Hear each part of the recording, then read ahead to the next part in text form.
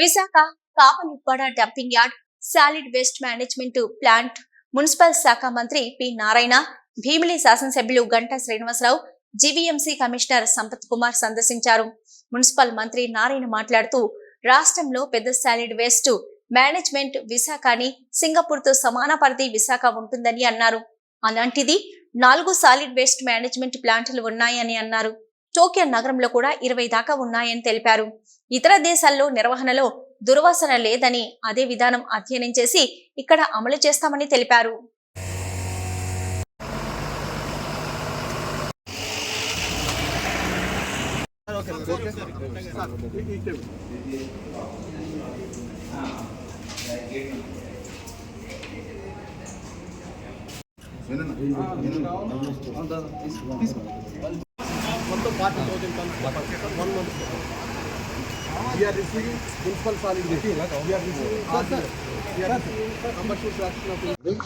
ఈరోజు విశాఖపట్నంలో municipal corporation మరియు అర్బన్ అథారిటీ మీద రివ్యూ కోసం ఇక్కడికి వచ్చాను. యాక్చువల్గా ఇవాళ మార్నింగ్ 7 to 9 ఫిజికల్గా ఏదైనా చూస్తామనే ఉద్దేశంతో పర్టికులర్గా స్వచ్ఛ ఆంధ్ర స్వచ్ఛ భారత్లో పార్ట్ అయినటువంటి ఈ ప్లాంట్ వేస్ట్ ఎనర్జీ ప్లాంట్ చూడాలని యాక్చువల్గా నేను కమిషనర్ గారికి చెప్పాను. అయితే దానికి సంబంధించిన అంటే ఈ ఏరియాకి సంబంధించిన ఎమ్మెల్యే గంటా శ్రీనివాస్ గారు కావటం ఆయన కూడా ఇన్ఫార్మ్ చేయడం జరిగింది.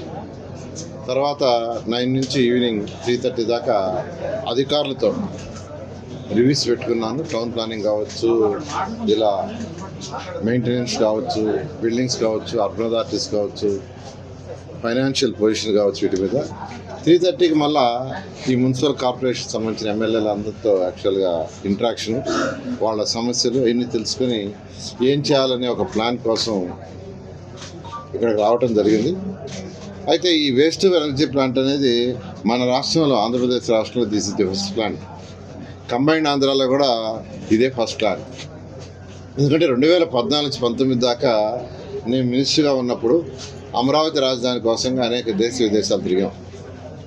టోక్యో కావచ్చు, సింగపూర్ కావచ్చు, చైనా, జపాన్, రష్యా అనేక అక్కడంతా యాక్చువల్గా దీని మీద సాలిడ్ వేస్ట్ మీద స్టడీ చేసాం. Solid waste, liquid waste. ఈరోజు సింగపూర్ తీసుకుంటే 720 చదరపు కిలోమీటర్ల ఏరియా, మన Visakhapatnam municipal corporation 620, 650 almost equal. వాళ్ళ దగ్గర 4 ప్లాంట్లు ఇలా ఉన్నాయి. టోటల్ సాలిడ్ వేస్ట్ అంతా 4 ప్లాంట్లు వేస్తారు, బర్న్ అయిపోద్ది, ఎలక్ట్రిసిటీ ప్రొడ్యూస్ అవుతుంది. Tokyo city 1 crore population, 50 divisions, 49 ప్లాంట్లు ఉన్నాయి. నేను చెప్పేది 2014-19లో 49 ప్లాంట్, 50 వార్డు, 49 ప్లాంట్. 20 టన్స్ వచ్చిన వేస్ట్ దాని నుంచి ఎలక్ట్రిసిటీ ప్రొడ్యూస్ చేస్తున్నారు. 200 టన్నుల కంటే తక్కువ వస్తే దాన్ని బర్న్ చేసి వదిలేస్తున్నారు. ఇలా ఉంటే వాటిలన్నింటినీ స్టడీ చేసి ఆ రోజు మన ముఖ్యమంత్రి గారు Swachh Bharat convener prime minister Narendra Modi గారు ఆ రోజు 7 మంది సీఎంలతో కమిటీ వేశారు. దాంట్లో మన ఆంధ్రప్రదేశ్ నుంచి ముఖ్యమంత్రి నారా చంద్రబాబు నాయుడు గారిని కన్వీనర్గా పెట్టారు. నేను కూడా ఆ మీటింగ్లకి మంత్రిగా పోయేవాడిని, అక్కడ కూడా డిస్కస్ చేశాను. ఫైనల్గా ఆ రోజు ముఖ్యమంత్రి గారికి సింగపూర్లోను టోక్యోలోని ప్లాంట్ కూడా చూశారు. మేము విజిట్ పోయినప్పుడు వారికి చెప్పడం జరిగింది, వాళ్ళు చూశారు. వెంటనే యాక్చువల్గా ఆంధ్రప్రదేశ్లోని అన్ని జిల్లాల్లో 13 జిల్లాల్లో 13 ప్లాంట్లు పెట్టమని ఆదేశించారు. ఇక్కడ వచ్చి 1200 టన్తో 15 మెగావాట్లు ప్రొడ్యూస్ చేసే ప్లాంట్ వేస్ట్ని బర్న్ చేస్తారు. దాని నుంచి ఎలక్ట్రిసిటీ ప్రొడ్యూస్ అవుతుంది. మిగిలిన యాష్తో బ్రిక్స్ చేస్తారు.